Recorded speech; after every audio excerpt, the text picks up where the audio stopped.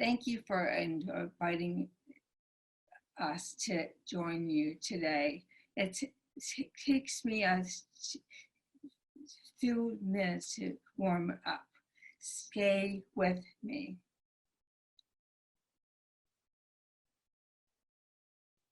Oh, her technical assistant's not doing a very good job. There we go. My name is Debra-Meyerson. In 2009, I began a lecture at Stanford like this: confident, strong, and casual. I encourage students to explore topics like gender, race, diversity, and identity. My name is Debra-Meyerson. In 2011, these words came out weak and difficult to understand. But these words are a huge achievement. My stroke robbed me of all speech. My name is Debra-Meyerson. Singing still helps me unlock my words. Who is Debra-Meyerson now? I am alive. For this, I'm grateful and lucky. I am many things have changed. I live with disabilities. My right arm, hand doesn't work. I walk with a limp. My speech is really difficult, but some things haven't changed. I cherish the same values, love the same family, work with the same determination. That's very true. So who am I now? My stroke stole my identity. Losing my old life is the hardest part of my recovery. I am still trying to answer the question, who am I now? So thanks, Deb. Let's dive a little bit deeper into identity, which has been such a critical step in rebuilding Deb's life with aphasia. Normally, if we were in a room, I would ask you to turn to your neighbor and describe yourself for a minute or two. But just think, I won't pause for a full minute, but think about how you would describe yourself to someone if you were asked to do so. So having thought about that, do you think that your best friend would have said the same thing? How would your spouse or partner have described you? Or your kids, your colleagues or former colleagues? And if you think about what you were thinking about, would it have been the same 10 years ago, or 25 years ago, or 40 years ago? And when you thought about it, did you think about things that would have described yourself by what you do, how you act, your values, what you care most about? All of these things play into identity. So just using myself as an example, I'm going to date myself. In 1982, I was a senior in college. I thought of myself as a student, wonderful academic experience. And I took that college experience pretty seriously, so much so that shortly after I graduated, I was listed down there in a long list of people who were acknowledged for the research of a book. So that might tell you something about my identity. But your thinking might change a little bit when I show you what the book was. A little harder to do over video. I hope you're at least cracking a smile, if not chuckling. But the point being, while I was in college, I was carrying multiple identities at the same time, all very important to me. And using a professional example, in 1995, I had graduated from business school. I was with a small investment firm, wearing a tie every day.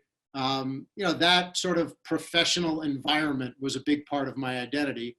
In 2002, I left that work, and Deb and I had the fantastic opportunity. She was between jobs at Stanford, and we took our 3 kids out of school, homeschooled them, but actually our home was a sailboat. We lived on a sailboat, and during that year, my identity was much more tied up in, if the engine stopped, could I get it going? A very different sense of self in 2003 than 95. And in 2015 or today, my other job when not doing work around stroke recovery with Deb, I work for a nonprofit community development organization, social justice organization. And I don't know if you recognize the woman in the picture as Dolores Huerta, one of the icons of the US social justice movement. And today, given the work I do, the communities I travel in and the identity I have around work are very, very different. So as Deb said, it changes with time. So I had that evolution of my identity. Deb was forced to think about that in a much more dramatic and rapid way. I lost so much. I had to get it back. I worked my ass off for 3 years, the hardest job I ever had. With all this work, I still didn't regain all my capabilities. I couldn't be a professor anymore. Losing tenure was a huge blow. I worked so hard to become a professor. My aphasia and my speech didn't let me go back. What do I do now? Who am I now? My identity crisis began. I struggled. I went to school.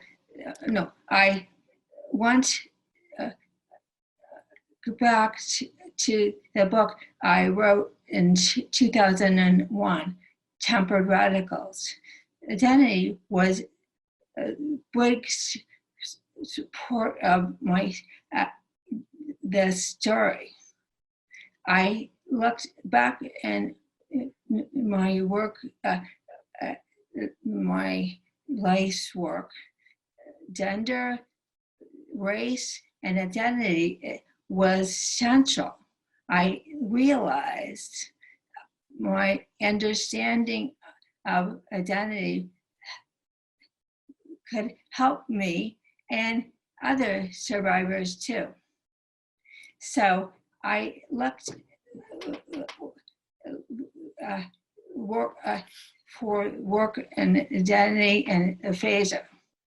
I found great stuff by Barbara Sargent, Katie Strong, and others. Thank you all for your comments today. Reading the book Identity Theft, 4 things about identity are really important.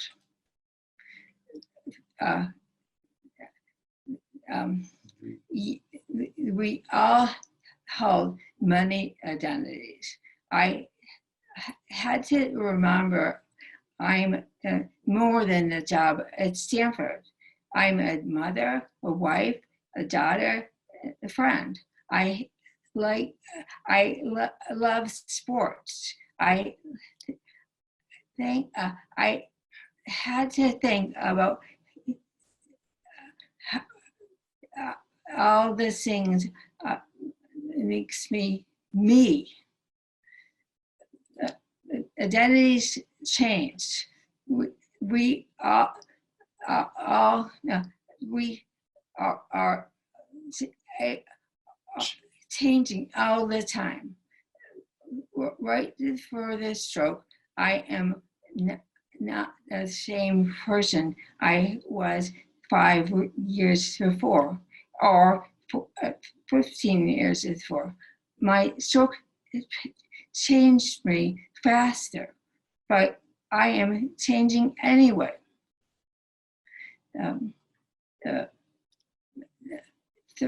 Third, the identities are the social construct. We are who are in the context of relationships. My family, my relationships, my friends and families were key in rebuilding my life. And most important, identity is the choice. Asking, instead of asking who I am, what ask who I want to be now. Thanks. So these were critical aspects of identity that emerged as Deb wrote the book that came out earlier last year, as Liz said, Identity Theft, Rediscovering Ourselves After Stroke. And they didn't just emerge. It was a 5-year journey, and with aphasia, Deb clearly needed help. The writing process became a family affair. As Liz said, our oldest son, Danny, ended up as the named co-author. He really jumped in when he was between jobs. And I'll share just 1 or 2 things about the book in a minute. But to me, the book writing journey itself is worth a couple of comments. When Deb started, really her goal was to prove she could write a book. She was still an academic. She was hanging on to that identity. But very soon after we got into the process, it really became her emotional journey that was critical to her recovery. It really forced her to think about things in a different way, to explore them more deeply. And some of the points that we make about in the book about deeper meaning and finding purpose, that was really about writing a book, but it was also about Deb figuring out her journey to rebuild her identity. And even that wasn't really enough to push her through some really tough times. I mean, writing a book put her face to face with her biggest frustration and her most significant disability, language, speech, the ability to communicate.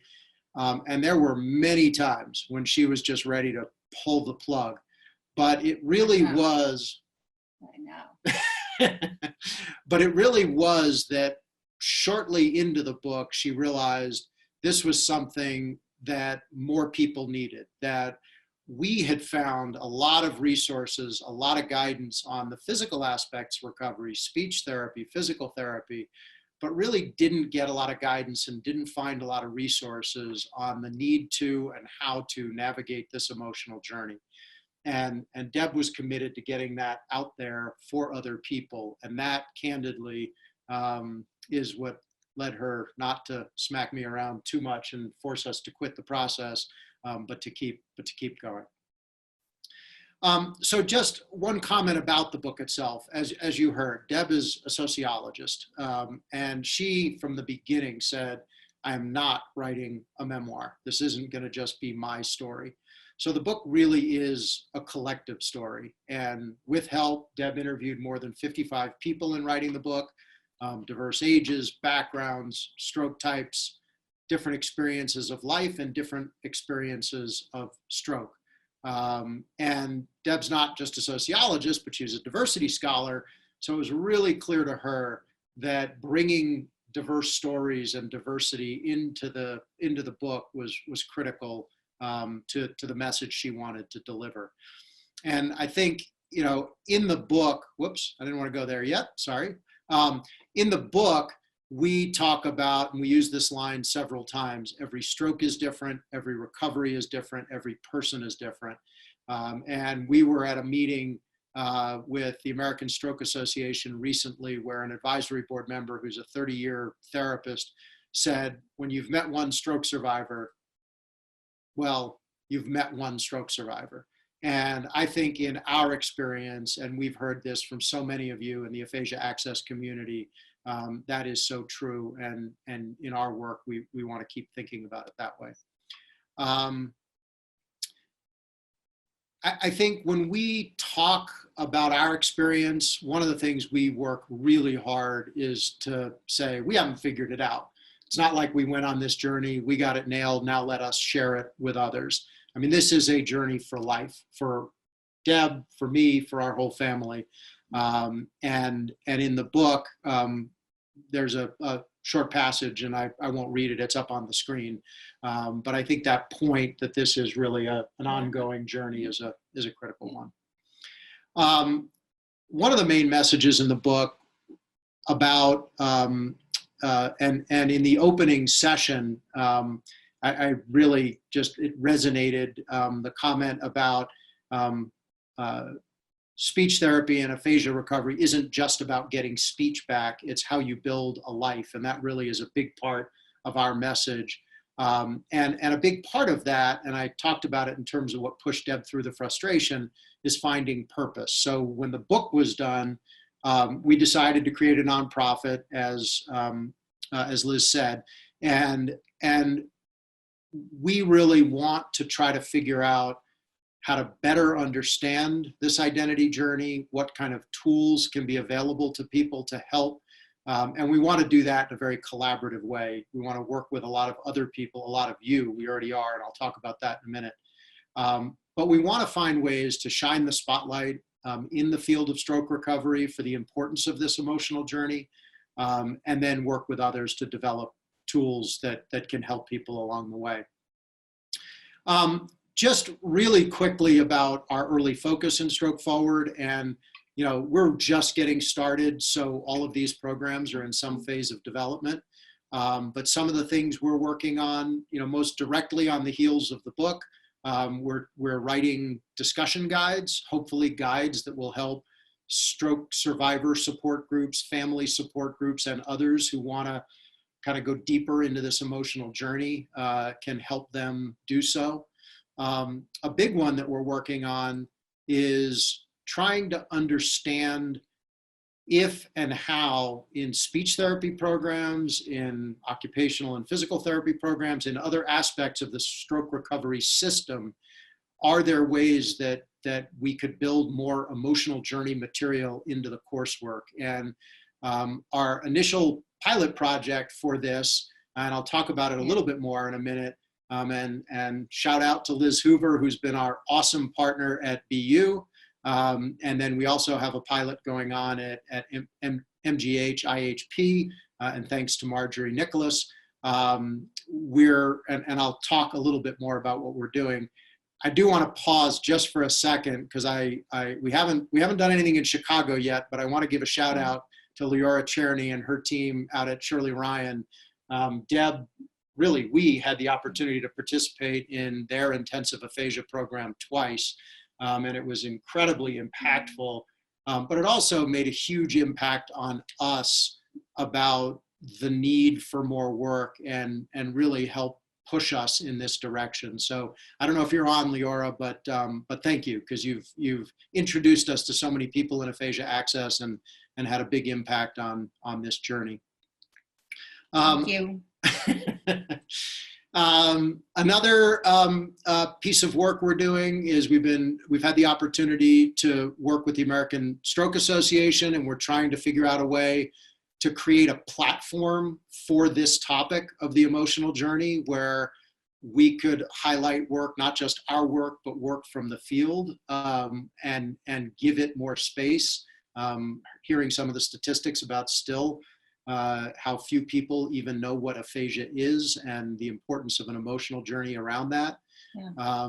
And then a fourth effort that we're just really beginning to explore is whether we can create some kind of small award, scholarship, or grant program to both incentivize people to do more research and practice innovation in this area of the emotional journey, but also candidly to find out what's going on out there already so we know who we can collaborate with. So back to the pilot, just super quick, and this is all very preliminary, but thanks to Liz, we had the opportunity to get a group of faculty and a group of students in her class read Identity Theft and complete a pretty brief survey, 16 questions. And just one piece of data that came out of that is that, interestingly, the students were a little over 50%, the faculty a little under 50% in terms of a question that asked whether the amount of material around the emotional journey is adequate in the curriculum. But when we asked whether more material, whether it's from identity theft or otherwise, would be helpful, all but one person in both groups said yes, strongly agree. So clearly we're hearing that there's room to do something there, at least we think so early on. And the quote on the side just gives you an idea of the kind of, we had pages of comments from folks that were awesome, and we just picked one that was representative. And so now I'm going to pass it back to Deb to take us to the finish line. Thank you. So emotional, so now my top 5, these help me a lot. Look forward, but take time to accept your loss. Focus on small wins. They add up. Recovery means focusing on the most important things in life, not regaining my old life. Focus on the deepest values. Appreciate the support and your appreciate support and life. Your partners, good friends, religion, whatever helps me the most. The emotional journey is really important. My journey is full of challenges. I am building a different kind of career. I have new limits, but I am again an active mother, partner, and athlete. I am still rebuilding my identity and rebuilding my life. So who am I now? I am a stroke survivor.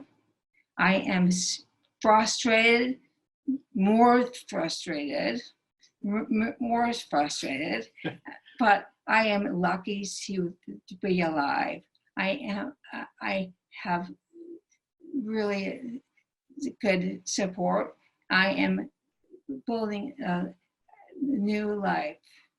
I am committed to helping other survivors and caregivers.